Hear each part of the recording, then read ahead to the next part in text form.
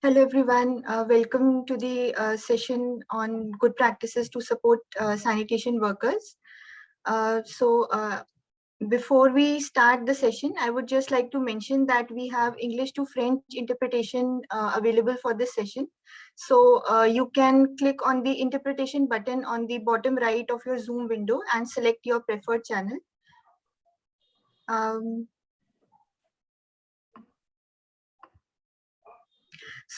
In today's session, we will be hearing from colleagues from the Urban Management Center and from the Urban Development Department in Odisha state government in India about the policy reforms which have been undertaken to ensure safety and dignity of sanitation workers in the state of Odisha. I would like to invite Meghna Malhotra, who is the Deputy Director of Urban Management Center, to give an introduction and to kickstart the session. Thanks, Kanika. I hope I'm audible. A very good afternoon from India to everyone. And we all know that sanitation workers in India have faced centuries of caste-based discrimination, and there are a lot of occupational hazards. But to end this, and even despite the act being in place since 2013, there are a lot of fatalities and accidents that would happen. But to end this, the government of Odisha in 2020 launched a scheme called Garima, which means dignity in Odia language. And this has been a very revolutionary scheme that has created not only an enabling environment by conducting a very robust enumeration of sanitation workers, addressing occupational health and safety concerns, but also bring dignity to the workers by recognizing them as skilled workers amongst a host of other interventions. And so this session focuses on bringing learning from various parts of this components of this scheme that can be adapted by other low and medium income countries and also by other states in India. I'm very honored and privileged to have an illustrious set of experts from the government who has championed the scheme at the state level and from the civil society to walk us through the nuts and bolts of the various scheme components of how the implementation is really happening. The idea is to get glimpses and learnings from not only what is work, but what seems to be the challenges as well, to take it to other states in India and also to other LMICs. So very warm welcome to Mr. G. Mathivatnan, Principal Secretary, Department of Housing and Urban Development, Department, Government of Odisha, who has championed the cause of safety and dignity of sanitation workers. He's from the 1994 batch of the Indian Administrative Services and is currently leading the whole Housing and Urban Development Department. And apart from leading the design and implementation of the Garima scheme, he's initiated several urban development missions and schemes such as land rights to slum dwellers under the Jaga mission, the affordable meal program for the less privileged, universal access to piped drinking water supply to all households in urban areas, which has benefited more than 7 million urban population of the state. So very warm welcome, sir, and glad that you could make it today. We also have Manvita Baradi, who is the founder and director of the Urban Management Center. For almost 3 decades, she has been one of India's leading voices advocating for the development of better cities. She's among the first in India to work towards professionalizing urban management. She's been a very strong advocate for reforming and decentralizing urban development and strengthening people's participation in governance. And in all her work, she's always held that inclusion, sustainability, and equity can only be achieved by strengthening governance and democratic institutions and ensuring that there is a very cohesive working relationship between professionals, elected representatives, bureaucrats, and other constituents. I'd also like to invite my colleague Prerna, who is a development professional with more than 10 years of experience and of working with national, state governments and with multiple multilateral development organizations. And her key areas of expertise include WASH, maternal and child nutrition. And currently, she is working with the national and city level stakeholders for ensuring safety and dignity of sanitation workers. She holds a MSc Public Health degree from London School of Hygiene and Tropical Medicine and was awarded a Chevening Scholarship by Foreign and Commonwealth Office, UK. So some house rules before we begin. We'll allow the discussions and the presentations to conclude, and thereafter we'll have time for addressing question and answers. However, while the presentations are on, please feel free to add your questions in the Q&A box alongside, and which will be picked up by the panelists after their presentations have ended. So I'll request, we have a recorded presentation by Mathivatnan sir. So I'll request that to be played, please. Prerna?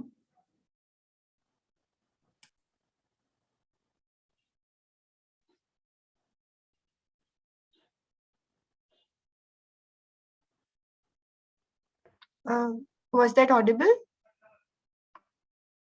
Not yet. No. Also, we can see a gray screen.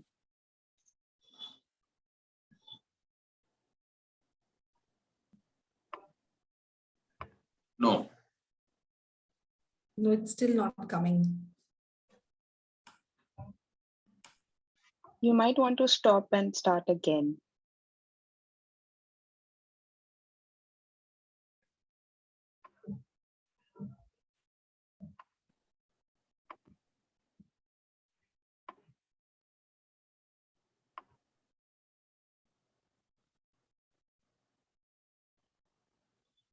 Yeah.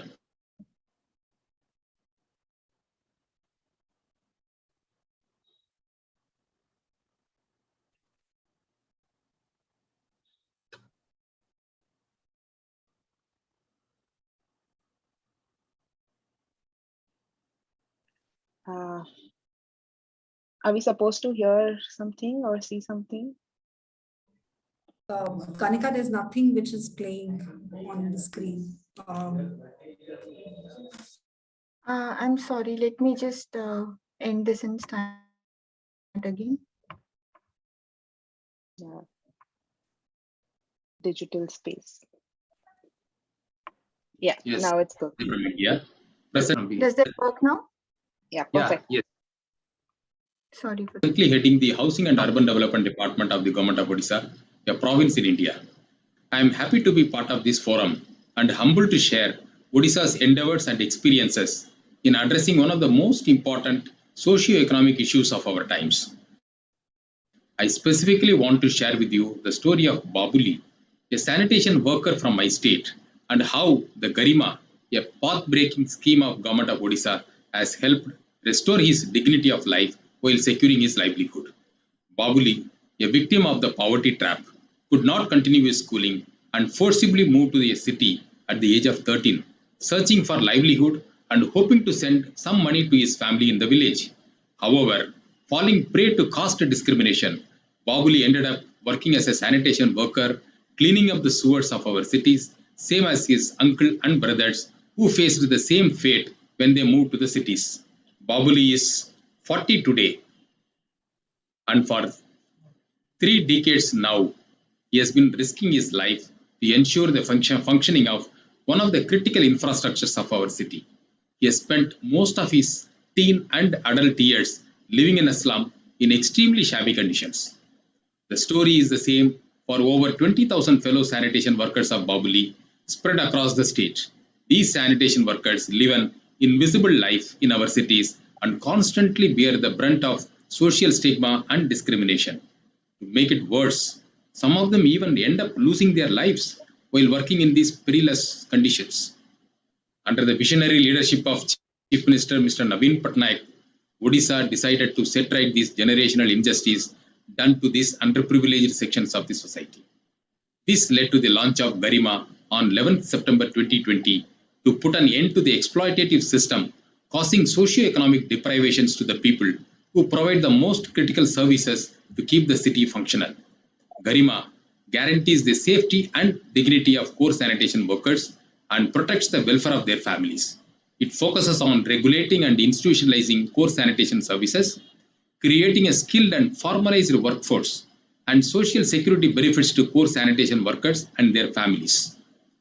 The scheme beneficiaries include those who handle the human fecal matter directly, such as those engaged in sewer and septic tank cleaning and maintenance, drain cleaning, sewage treatment plant, septic treatment plants operation and maintenance, and cleaning of public toilets. Garima acknowledges that it requires high skills to work in such a hazardous work environment. Therefore, the scheme assigns the work undertaken by core sanitation workers as highly skilled and skilled category, resulting in a direct increase in wages by 50% for highly skilled and 33% for skilled workers. In addition, Babuli and his fellow sanitation workers also receive a risk and hardship allowance at 15% of wages under the highly skilled category, a first in the country. They are also provided with health and life insurance, financial assistance for housing, buying two-wheelers, and mandatory personal protective equipment and safety devices. The Social Security net also weaves in financial assistance in case of accident and injury and disability support. Above all, the scheme provides for free education for their children as an investment on their future to enable them to break free from poverty trap. All the private sanitation service organizations operating in the cities are being empaneled to ensure that they comply with all the required norms, including safety and dignity. All identified core sanitation workers currently working informally are also being tagged to the empaneled service providers. The enumeration and registration of the sanitation workers are done through the Association of Sanitation Workers. The scheme is also unique in its approach of bringing different legislations, guidelines, and benefits from various agencies under a single umbrella of Garima. Garima Hall has been another distinctive step of the state towards ensuring the dignity of core sanitation workers who have been devoid of all the basic necessary facilities in the workplace. Garima halls have been designed and created to function as workstations and resting sheds for workers to bathe, rest, and store their clothes and protective gears. Garima halls have facilities such as waiting room, changing room, locker room, and washroom. Today, Babul is a trained sewer entry professional and does his everyday work with all protective gear and safety devices, ensuring no direct contact with fecal matter. He receives higher remuneration that includes risk allowance. He can bathe at ease after work at Garima Hall and returns home with his clean dress. Through this historic initiative, the state of Odisha is determined to bring safety, dignity, and welfare of core sanitation workers and their families. I strongly feel the steps we are taking under Garima is the way forward to address the social discrimination and lack of safety and dignity faced by core sanitation workers. I hope Garima acts as the model scheme for other states in India to follow. Thank you.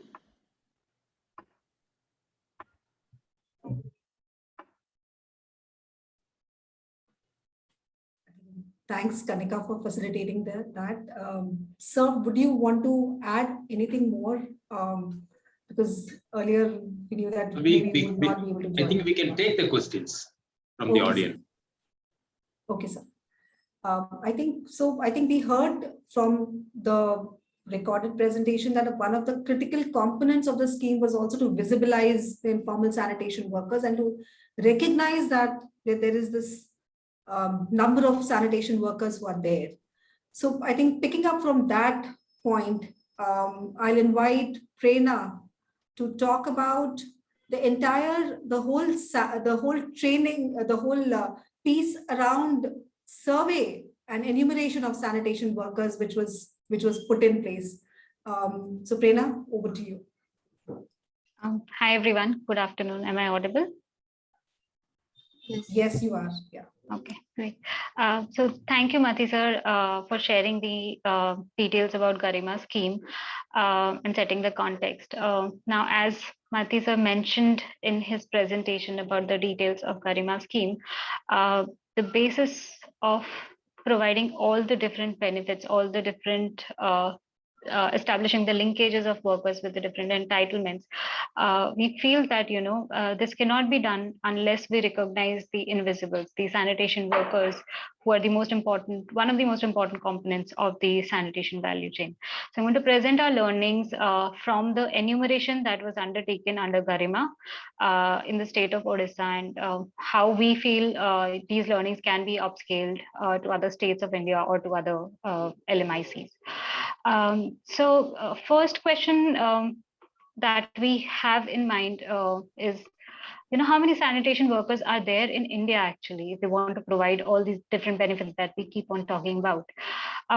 We tried to look at the data that already existed. So the first information that we found was from the socioeconomic and caste census that was conducted in 2011. That was for the first time they tried to enlist different manual scavengers in rural India. So what they found was that at least one member of more than 182,000 households was engaged in manual scavenging.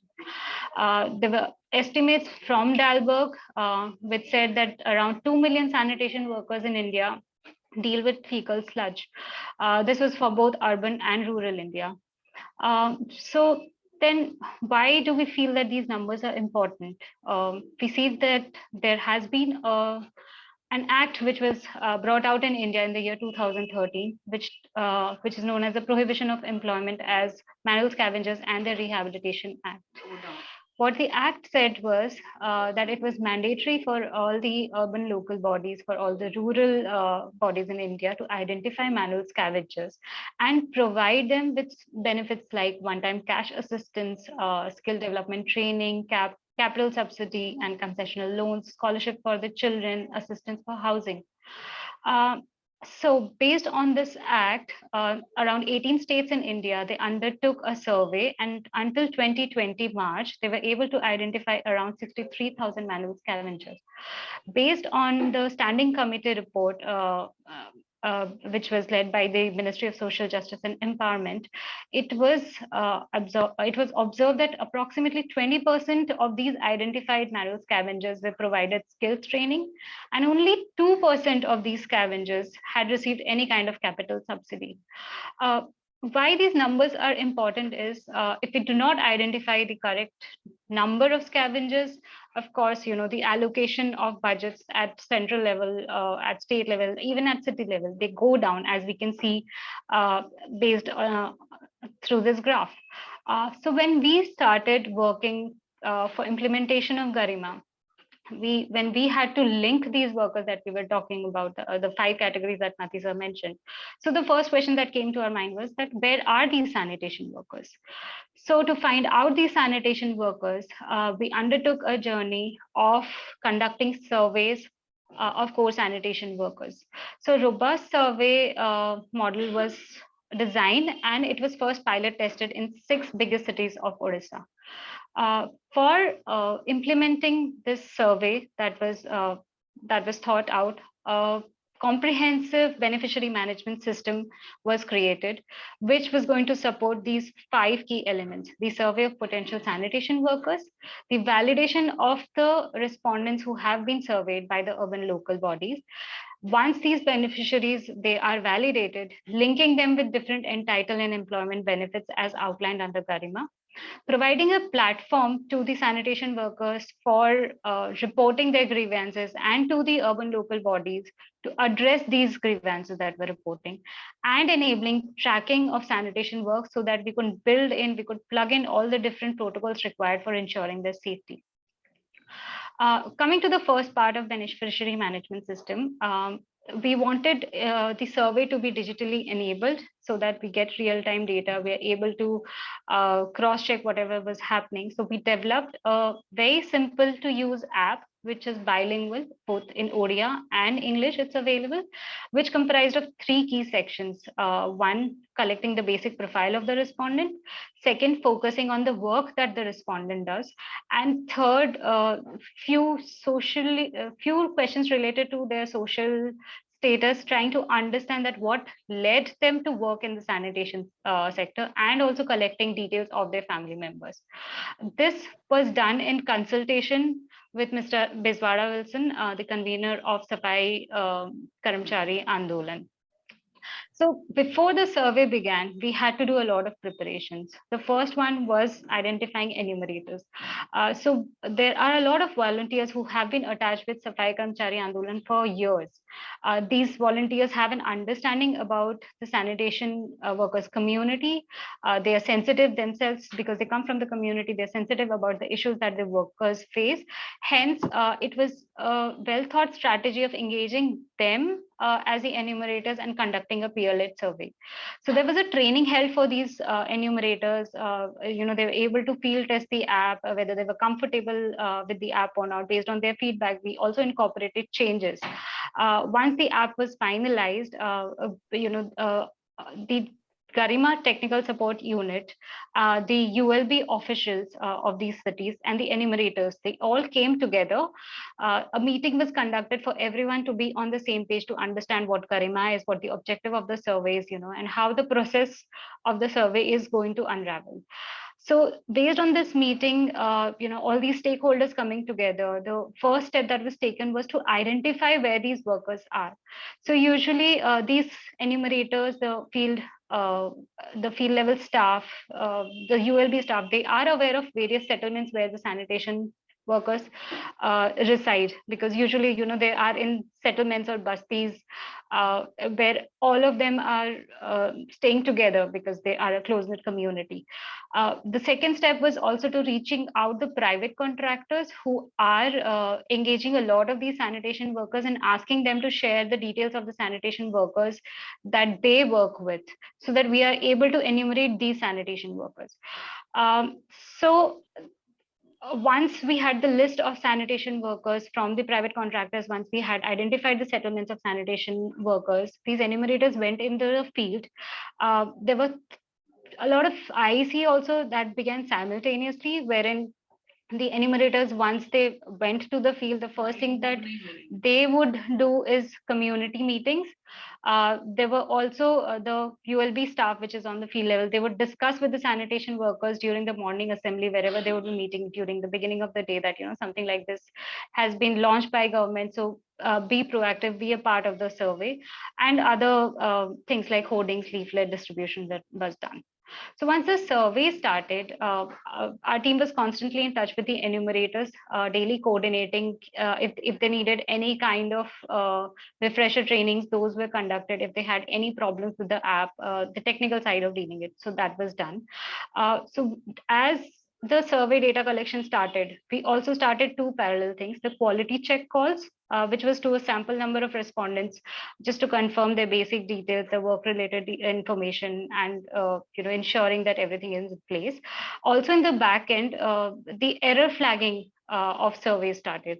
So in case the survey data, for instance, the name of the worker, as texted as typed in by the enumerator, does not match the identity card or the employment proof that the worker is provided. So this kind of error was flagged, so that the quality of data that we had at the end of the entire process was of very good quality.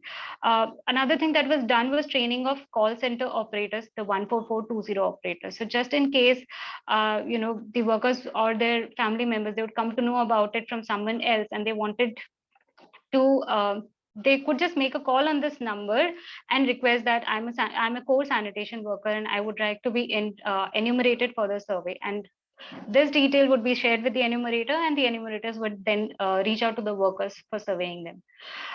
We try to ensure throughout the process that no one is left behind, and we also try to ensure throughout the process that anyone who's eligible should be a part of the survey. So these enumerators, they asked a lot of questions. First they would reach out to the peers, the community leaders, to identify who could be the probable respondent, reaching out to these respondents, and then gathering details as to what they were doing, what kind of work, for how many days, what kind of equipment they were using, and easing them into the whole process of enumeration. Once the respondent would be comfortable sharing these simple details, then these enumerators would get into asking the questions like, what is the location of your workplace? Who do you work with? What if you have any kind of proof of employment? Can you share all of these? Such questions. Again, like we said, we wanted no one to be left behind if they were eligible for the scheme. So we ensured that if the enumerator was asking a respondent about all the different questions, at the end they would ask that do you have co-workers or do you have family workers performing the same kind of jobs?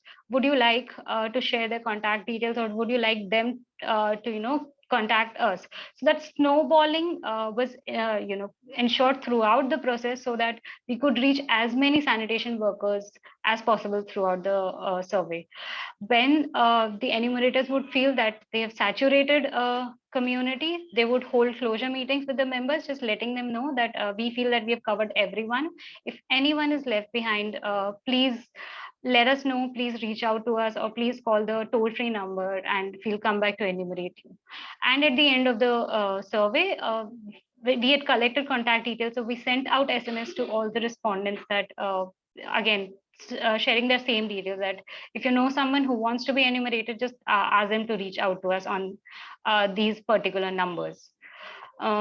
Once the survey was wrapped up, the urban local bodies, the 6 pilot cities where we conducted these surveys, they published a draft list at various public places like the ward office, the settlements that were identified, and it was and the community members were told that, if you have participated in the survey, you want to check whether your name has been missed out, or by mistake it has been included and you are not actually a core sanitation worker, please let the ULB officials know, please let the field staff know. Parallelly, we also reached out to the private contractors again. If few of them had missed out sharing details of workers working with them, we ensured that, we tried as much as possible to find out as many core sanitation workers through this process.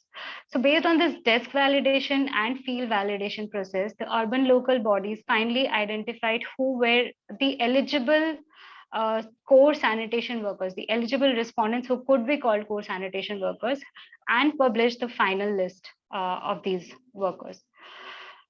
We see a few photographs. So again, what happens in urban areas is that not each core sanitation worker resides in the urban area. A lot of them, they come from peripheral areas or peri-urban areas. So we ensured that even these workers are covered under the survey, and with the help of field level staff in the urban and rural areas, we conducted the validation of our respondents. There were a few challenges because it was for the first time that something like this was happening across the country. Just listing out a few of them, for instance, during the pre-survey, identification of settlements was also a challenge. There would be some settlements where the bastis or the settlements was big in number. The households or the workers'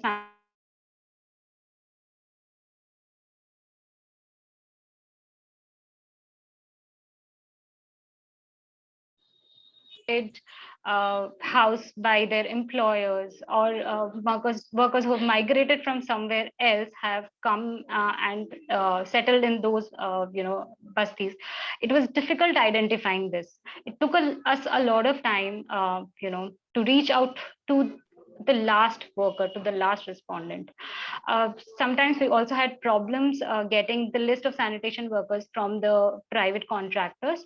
As we all know, is a big thing in sanitation sector. So if contractors are informally employing sanitation workers, they were not willing to share details of these sanitation workers, so we could reach them. During this survey, our enumerators also had to face a lot of obstacles. For instance, first thing was the job timing of sanitation workers. So sanitation workers, usually they wake up early, they go to work, then they come back to home around noon, they have their lunch again, take a rest for some time, and then go back to finish their shift. So these timings would clash with the timings of enumerators being in field. So the enumerators had to go back to the same settlement again and again, maybe 3 or 4 times even, to find these sanitation workers and enumerate them.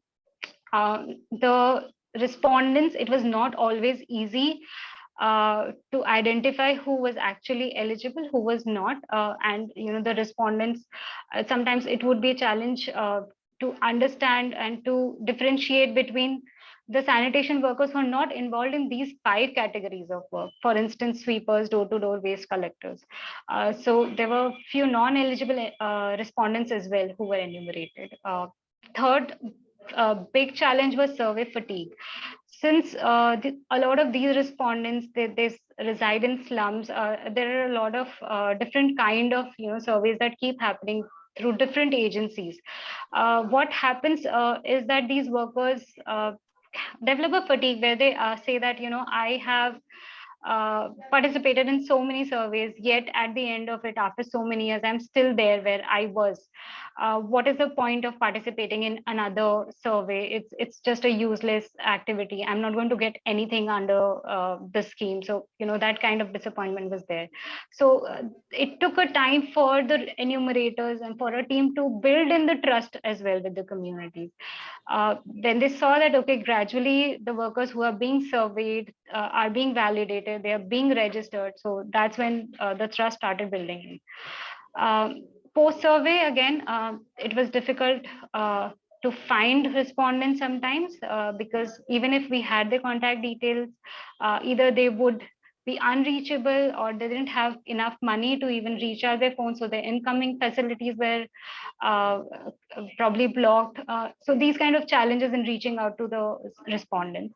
And finally, there were ULB staff who were overburdened with other work that already exists. So they would also find it challenging to do this work along with the other tasks.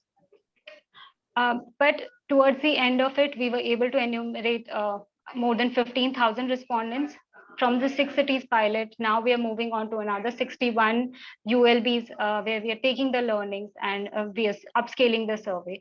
So I think there are 4 or 5 key messages that I want to leave with the audience with. The first, that the intent at the highest levels is important. This was possible for us to do in Odisha because the chief minister, the principal secretary, the entire leadership of the urban development department, they were willing to recognize that there's a problem there and we want to address it and we'll take the initiative.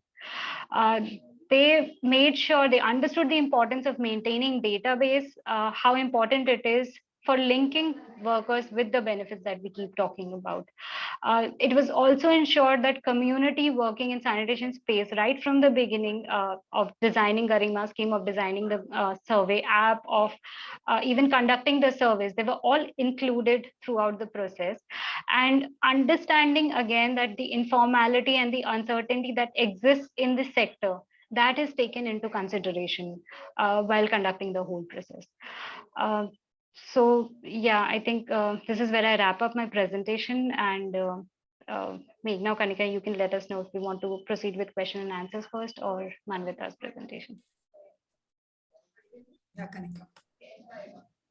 Thank you so much, Prerna. It was very good to know about the experiences of the survey and enumeration process. We have a couple of questions in the Q&A box. So I think I'll start with Mati sir. So sir, there's a question which says that what efforts are made to recruit and train people who are not from the Dalit or Bahujan community?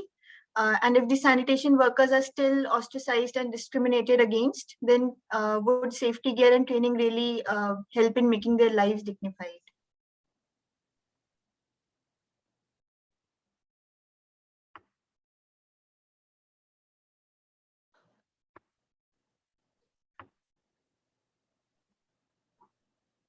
Yeah.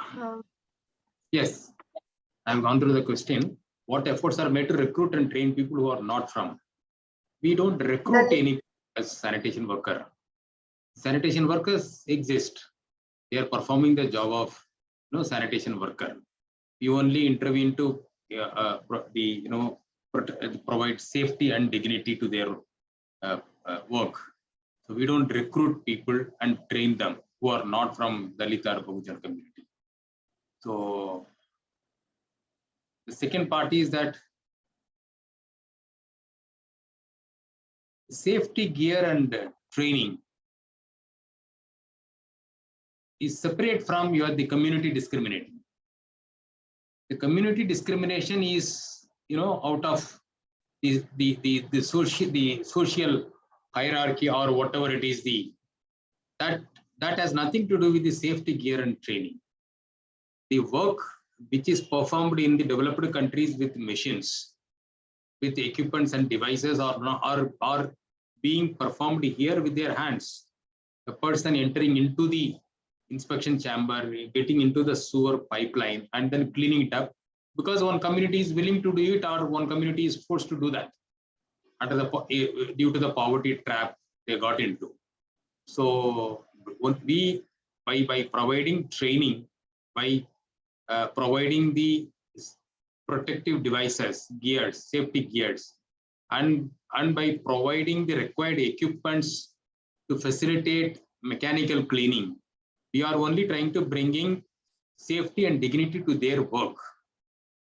Whether the community still ostracize them, whether there is still social stigma or not, that's the community to introspect and correct it. The society has to do that. We can only intervene in these things, and the society has to realize that it cannot force a particular community to to do this for generations. That's a very objective of introducing this scheme. The second question is that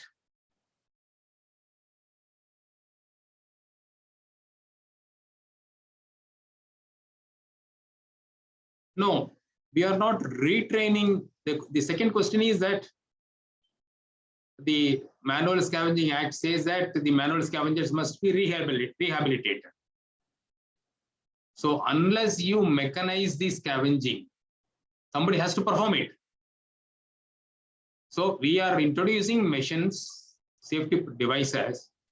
Those who are not willing to continue with this occupation, they are free. They can take up other occupations. Skill development programs are there, and the government schemes are there to rehabilitate them. It is not that the purpose of the scheme is to rehabilitate all the core sanitation workers. That's not the objective. You provide dignity to the job, provide safety to the job, and take care of the welfare of the people, workers as well as their families. And if this next generation or the present generation wants to move away from the sanitation work, they are free to do it, and then our schemes should cover that. We will facilitate that. That's being done. Hope I have answered to the questions. Yes, thank you very much. We also have a hand up by Shantanu, so I'm not sure if he would be able to unmute and speak. I think now Yeah, Shantanu, Shantanu can we have- unmute. Yeah.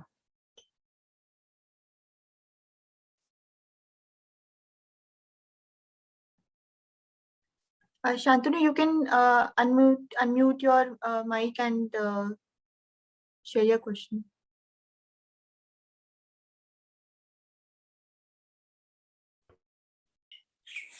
Hi, good afternoon. Actually, just want to clarify one thing, that how actually the sanitation workers many times some of the sanitation workers don't want to be disclosed their names or disclose their work. So how can ensure to reach them? And how to take the information from whom, or how to get their information? Is it for the purpose of enumeration or? Not for actually including for the any development or any welfare scheme. Actually, I am working in Chunar now, so I want to actually use this actually how to collect the information about the sanitation workers, so that I can include them in the welfare schemes here. So just want to know that how can I go for it? You have Or to take up. I just want to also, I can also request for the sharing the questionnaire and the interview format followed. Actually, I am from Odisha. I am from Angul. Now I am working in UP, Chunar. Are you working with the government? No, I am from CSE, Center for Science and Environment. So the purpose of getting the information is for taking up some intervention or for research? Yes. It's for research purpose. It is actually research. We are supporting here to Nagarpalika for running the FSTP, pickle sludge plant here. So Okay. we are also trying to get the sanitation workers in the government welfare schemes. So this is useful for us, we can follow it, replicate it Yeah. here. The It's a nice Nagarpalika, option. the Nagarpalika or the government agency can take up a formal structured enumeration program, take up a survey of the people and then enumerate them and enlist them and then verify, validate, register, and then extend the benefits, whatever that can be given. Thank you so much. And also just request to share the, how can I get the interview format or the, how to we actually get the survey done. Sure, We will we will be too happy to share those things. Thank you so much. Thank you, sir. Thank you so Too much. happy. Thank you. Welcome. Thank you. Since we don't have any more questions, let us move on to our next presentation, which is by Ms. Manvita Baradi, the Director of Urban Management Center, and she will be talking about the experiences of training and skill development ecosystem for safe sanitation work under the Garima scheme. So, Manvita, over to you. Thanks, Kanika, and thank you for the session. It has been interesting discussion so far, and Sir is already here under his guidance and leadership. The Garima scheme is being launched and is being working. So, Prerna, can you share the presentation, please? What I'm going to talk about is the establishment of training and skilling ecosystem undertaken under Garima scheme, and how the partnerships have helped to enrich, and it's the most difficult action, and what are the points which has to be covered and to be seen when we talk about training the sanitation workers. At Urban Management Center, we've been working in various spheres for training. Training being capacity building, our core area of expertise at the Urban Management Center. We had previously done training for drivers of, including solid waste management workers and drivers. So a very innovative way of, working with a set of people who are, one, underprivileged, second, they have no formal training or schooling, or are not gone into that formal rigor of getting to work in a team for a training purpose. So with that cohort, and we look at the stakeholders which we are working right now for training, are these on your screen, which are urban local bodies, local governments, the parastatal agencies like WATCO and other, in the context of Odisha Water Academy. There are also private contractors who work with the formal sector and support the activities of sanitation. There are also sanitation workers themselves who I mentioned are challenged in the total, I would say, ecosystem when it comes to training. And of course, the elected wing and the people who help enumerate. So that's the stakeholders I'm going to talk about as part of a training. Normally, a training, when people say, is conducted as a huge, a classroom like or an auditorium full of people, which is a very ineffective way of conducting training. We thought that we should do it differently because our group has hardly gone through such training, and the most effective way we thought is, first we would conduct training needs assessment. What are the real needs? What is the level of awareness, understanding of the people or the audience we are going to work with? How do we look at traditional training approach and instead provide hands-on experience to the audience? Look at the language of training itself, just not lecture based. It has to be also in the local language, which is comfortable for people to take this. Choose online or offline, and especially we are talking of post-COVID situation where a lot of challenge was there to meet people offline. So a combination of both we had to choose. And also contextualizing training materials. We normally believe that, when training is to be imparted, training materials are distributed, but the way in which training material is prepared is also a challenge. It has to be very simple, easy to understand ways for the stakeholders. So when we started work in Odisha on the Garima program, we had, as part of our methodology, decided that there would be a master trainers to be selected who would go, because it's a huge number. We have to, and the turnaround has to be fast. So training of trainers as a methodology was adopted. And the training of trainers, we created a group of master trainers.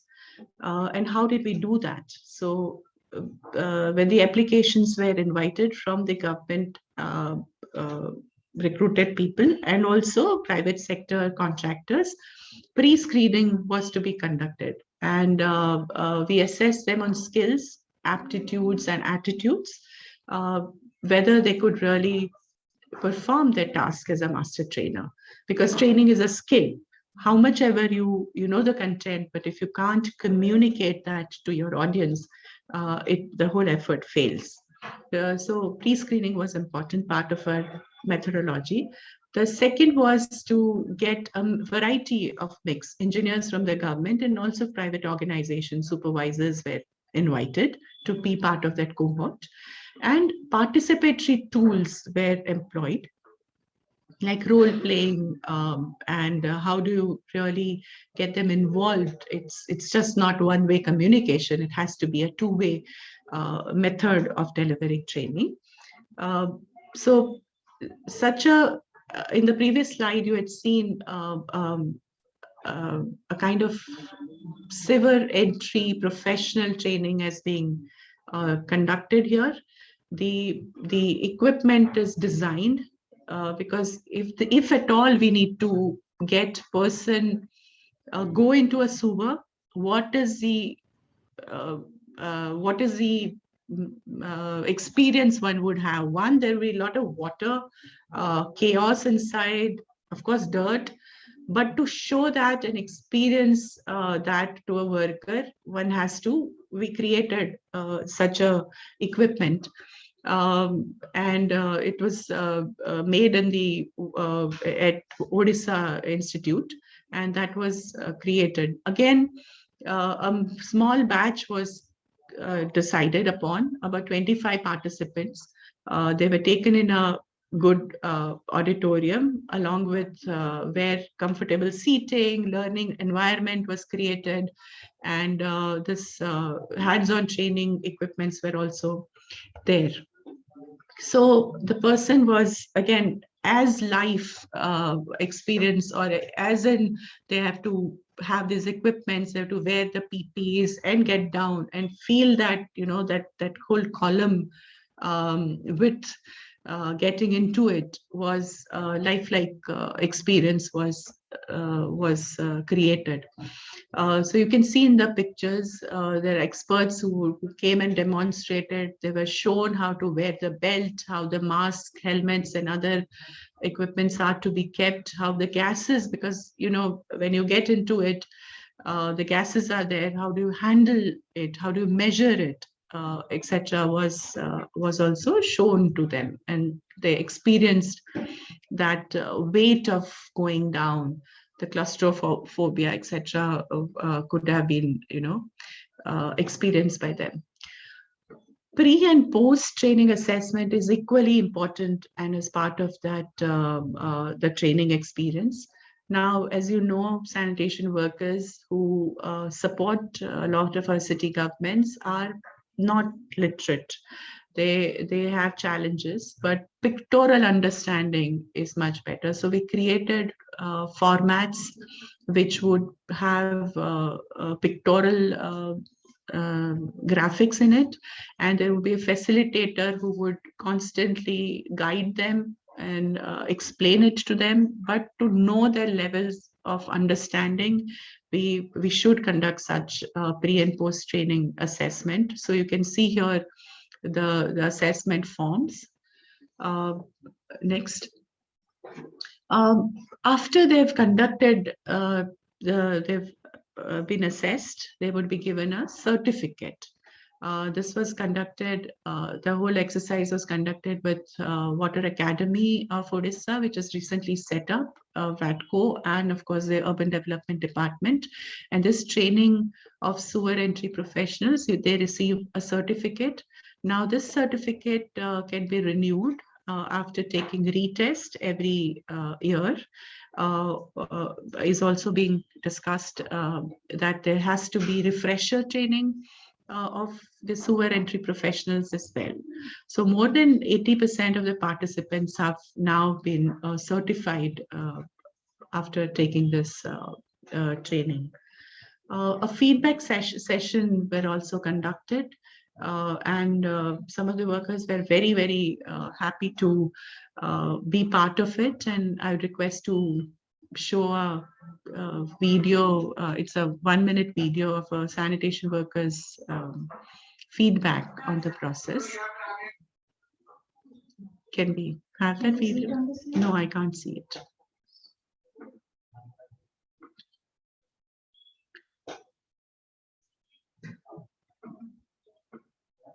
Yeah.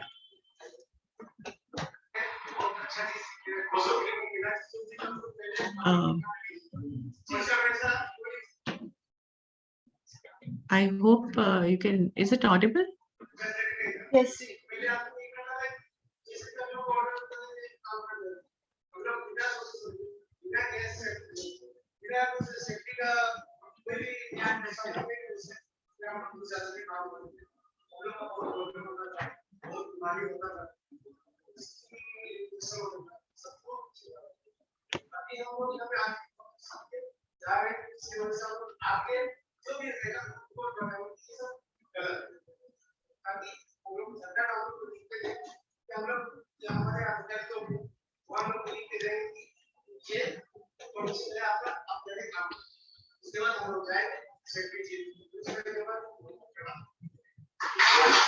So basically, the worker was trying to explain what was the situation in which they were working earlier and what the training has helped them to realize, and the whole confidence of now with PPEs, they would be taking this job was very clear from what he was trying to tell us. So now the Odisha government has set up a dedicated training institution for sanitation workers. It is also known as Odisha Water Academy. They have infrastructure, and it's going to be you can see through this a dedication of a government to really take this forward, and how the certified master trainers are going to train the sanitation workers, and how the certification will be received for sewer entry professionals. It's a laudable work for a government to take this up, because unless we are committing ourselves, we will not have a dedicated people to undertake such works. We also are working with our partners in delivering post pandemic. A lot of sanitation workers' families have lost learning capacities, or children have been dropped out of schools. So we've identified community volunteers and are training them as Drishya. We call it Drishya, meaning visionaries. We're training them to be fellows, a peer learning process instituted here, and creating a learning hub for the communities to, catch them young, to get them to go to school, but even schools were closed. So this is an initiation for them to get studies in that context. And we are piloting that in Cuttack and Bahrampur. So right now, about more than 30 learning hubs have been created. More than 600 children are supposed to be benefited as part of the initial phase of our work. To suggest the scale up of such experiences, we are also working with the Ministry of Housing and Urban Affairs with the Government of India to support a national livelihoods mission and get the convergence going between sanitation and livelihoods, because the sanitation work which requires to be undertaken by workers, because as a country we're building a lot of infrastructure, but where are the people behind the infrastructure? They are mostly sanitation workers who keep maintaining and upkeeping these facilities, but if we don't look after them or can't find their issues identified, it's a big loss for them as people and for the country as a whole. So advisory has been generated, or advisory has been formed to get sanitation workers to federate them into SHG groups and support at least 10% of such groups formed should be of sanitation workers, and the mechanism to get them involved and federated is through the NULM fold of the city governments, which are supposed to be getting this program started. So this is how our convergence nationally is going to benefit a lot of sanitation workers as well. There is also a collaboration with the National Skill Development Corporation, which is ongoing, and 3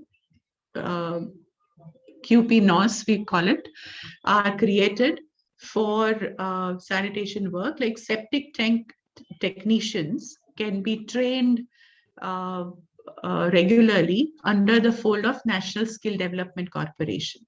So once people identified, if they want to undertake this training, it could be facilitated through NSDC, and it is certified. They could be certified technicians. So that is first course, which is developed and being offered. The second is FSTP operations and maintenance technicians. They can take such exams, tests, they can be trained, and they can have a livelihood option. And the third one is desludging operators. They are trained and they undertake this as a career option as well. So this is institutionalizing the whole cadre, so to say. And if we have such people trained available, I'm sure our local governments would do much better in terms of sanitation work. Key takeaways for this session. 1, an institutional structure to develop a cadre of master trainers is important, and that could be done with any city government or a state government willing to do this, and we have a method for it. You can really contact us if you need any support on that. The second is different pedagogy for different stakeholders is important. So, and one size does not fit all. So we have to look at our audience and accordingly create pedagogy material. The third is providing safe space for participants for open discussion, because sometimes there are layers and layers of disbelief, myths around this that could be discussed openly between the participants. We can also have refresher trainings, and that should be part of our institutional structure and certification program, and have pre and post training assessment as well as part of the work. So I'm sure these tips could be important for the audience here. And if you have any questions, I'll be happy to answer. Thank you very much.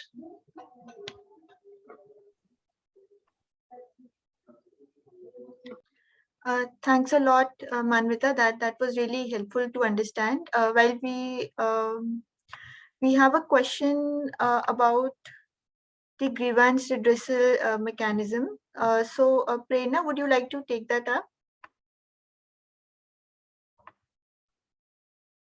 Sure. Yes, I think the question is from Andres. He's mentioned that he wants to learn a bit more about the grievance reporting mechanism that was mentioned. Is it already up and running? Is it being used? How many grievances have been reported so far? So regarding the grievance redressal mechanism, what has been done as of now in the state of Odisha is that the 14420 number, which is a toll-free number, it has been publicized across Odisha, wherein any one can call on these numbers, and if they have any kind of grievances, they can report on these.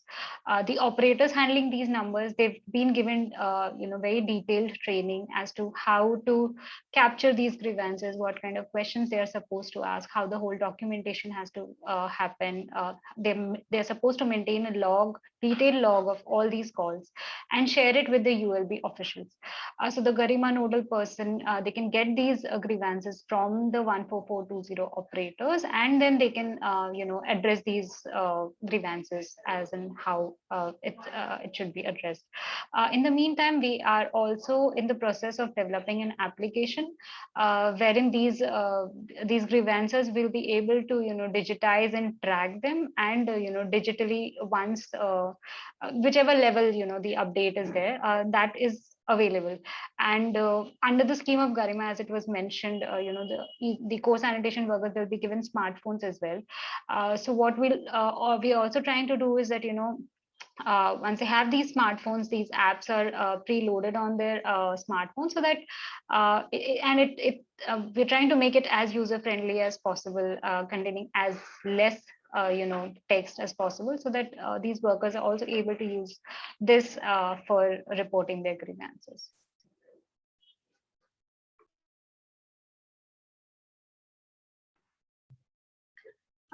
Thank you. Hope that answers the question. Any more questions or comments from the participants?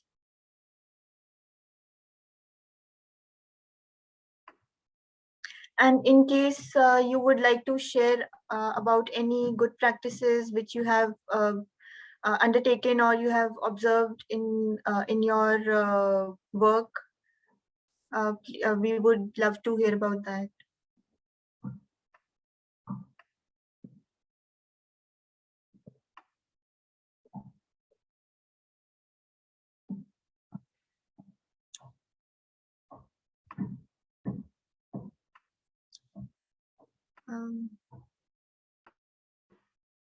Yeah, you can also raise your hand in case you have any questions, and we can allow you to speak.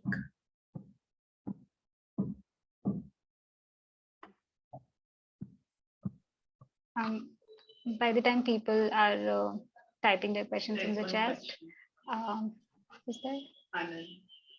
No, I'll just like to add to what Manvita and the session that Mati sir had, and just trying to link that, highlighting one more thing regarding importance of trainings or skill development and what government of Odisha has done. That's, I think, kind of the first in the country. If you look, we've studied all the minimum wages rules that all the different states have adopted. What we've always noticed is that sanitation workers, they are always clubbed together. All the different kind of sanitation workers, they're always clubbed together and put under the unskilled category. for the minimum wages. What Odisha has done differently is, as and when we are skilling these sanitation workers, we are certifying them, we are acknowledging one, that they're doing different levels of jobs, right? So the drain cleaners, and the septic tank cleaners, for instance. What the state has done is that based on their job levels, they have categorized these as skilled and highly skilled workers. So I just wanted to highlight how the state has linked skills along with their wages.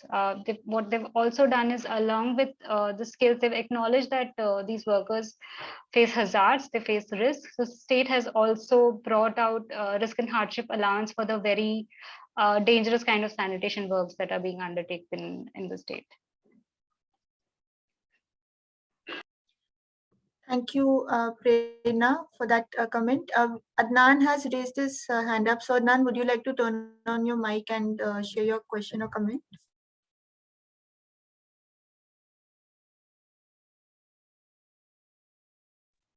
Hi, can you hear me now? Yes. Yeah, my question from Manvita. Manvita, usually the safety gear is heavy to wear for the ones who have never wore it. So what is your experience of the sanitation workers who had been doing it without that sanitation, without that gear? Because in Pakistan, we've been trying to convince the sanitation worker to wear these gear. So we are coming across this challenge. So how could you address that? Yeah, thank you. Yeah, Adnan, the situation is similar. But we've also realized that people don't want to wear it for reasons of not that they don't value it, but because we have not given them the right size. So we've given them or the right material for that matter, Adnan. What we provided the PPEs after careful design and after careful selection. And we were very astonished to find that there are not many organizations or companies making appropriate such PPEs. So standardizing these material for various sizes, and sometimes they were made for people who are like 6 feet or 6.5 feet and really tall and stout people, but our sanitation workers are probably not so tall and big. So having the right size for them, right material, they have to work in heat. It's our continent is pretty hot, so getting the appropriate material just by making plastic is not not the right material. So we had to find that, test it, and we had given it to the testing method was very long. We had given them the equipments like Vader suits, hardly people used to wear, because waders are you have to work in water, you have to wear it. So in 3-4 ways. Once we gave the material, we tested it, and then large procurements happened. We also made films, and that might be interesting, Adnan. If you would like to see those films, I'll request our organizers to share it with you. And what is the purpose of wearing the PPEs? How do you wear it? What is the sequence of wearing? And how do you dispose and clean? So a film, drama-based films are available as well. So it's tough, but we have to explain it, and they take it well once explained. Thank you. Thank you, Manvita. I would also be interested into the training material you've been using that you recently shared. So if you could also share that. Thank you. Definitely. I request Kanika and Prerna to take this up, and you can share your email ID with us if it's already sure. not in the group. Kanika. Yeah, Kanika has. Can share Okay. with us. Yeah, please, sure.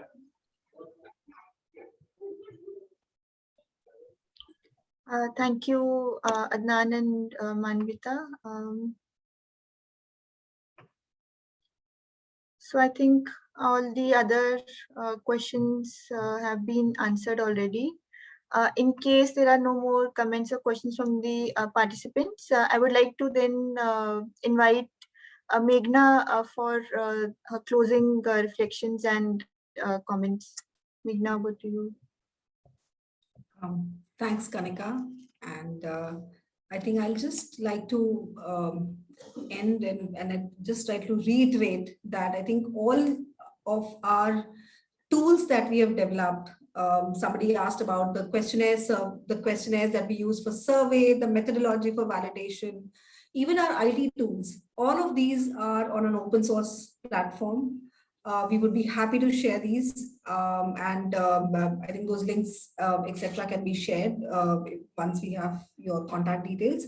Also about the training materials, the IEC material that has been developed for citizens, the behavioral nudges that have been, that are being developed for sanitation workers, that we're trying to put it up in the Garima Grihas or the resting rooms for sanitation workers. All of that is something that is, of course, that is open to share, and we really would want to see this being used up in other states, not only of India, but other countries also. So please do reach out to us, and we'll be more than happy to share this. So I think I just want to conclude here that in an environment where we have had the Manual Scavenging Act for more than 8 years, and we have seen a very, very patchy implementation, across, and even the whole idea of even recognizing that you have manual scavenging is not there. I mean, we see cities and states constantly reporting back saying we have zero manual scavengers in our cities and our states. So from that environment to a state which is really saying this head on, and it's saying that we recognize this is a problem, but we want to ensure that sanitation worker has to happen, but we'll ensure that this happens with safety and dignity. We'll also ensure that workers who do not want to continue in this work have options of being linked through other skilling programs, to alternate livelihoods and through counseling sessions. But creating that entire enabling environment of the whole ecosystem, right from ensuring that safety aspects are taken care of and the dignity aspects of workers is taken care of. I think this scheme and the implementation, I'm not saying that everything is happening really, we've had our set of challenges when it comes to implementation on the ground. We are also learning as we go. We're just 1 year into the implementation of this scheme. And I'm sure, I think as we progress, maybe next year we'll have another round of challenges to share.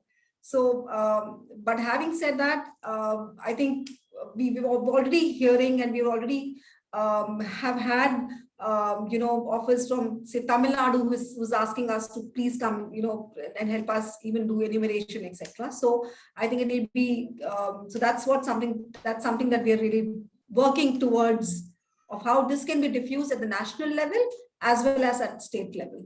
So I'll just end at this. Thanks a lot, Kanika, for supporting and facilitating this thing. And thanks, Purva, as well, for all the tech support. Thank you so much, Meghna, Manvita, Prerna, and Mati ji, and to all the participants for this wonderful session. And I think we have learned a lot about not only the thought process and the approach behind this Garima scheme, but also the experiences of implementing it and what challenges we could look out for while we are implementing similar programs in other locations. I would just like to close by sharing about some sessions which are to follow later today. So we have a keynote address by Mary James Gill from Center for Law and Justice in Pakistan. And later we have a session on a research agenda for sanitation workers. And this will be followed by 2 pre-recorded sessions, which you can also catch up with. So thanks once again to everyone for joining. Yeah, and we also had a second part of this session today where we had planned to share some presentations on the assessments on sanitation workers from Burkina and Nigeria, but unfortunately that had to be cancelled because of some unforeseen circumstances. So, but thanks for bearing with us. Thanks a lot again.